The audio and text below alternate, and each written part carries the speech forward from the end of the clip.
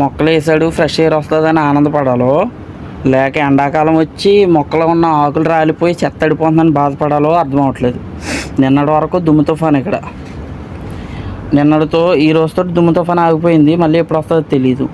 మొన్న 3 రోజులు అవుతుంది ఇది మొత్తం ఇదంతా కొట్టి.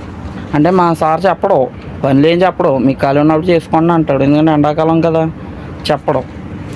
కానీ మనం చేయకుండా వదలలేము.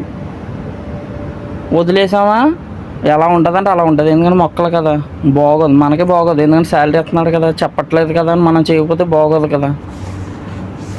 చూపిస్తాను ఒకసారి.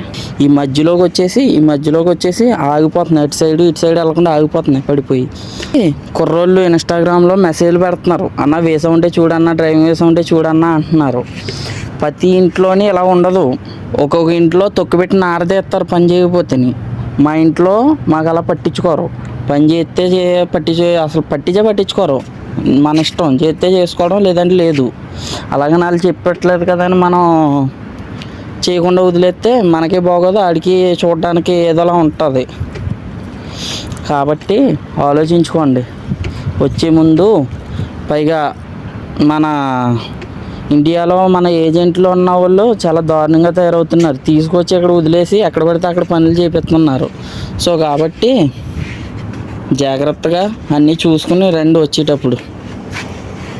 ఈ చెత్తను అంటడానికి ఇదే మన ఆయుధం. ఎందుకంటే వెళ్ళిపోవడం అంతే.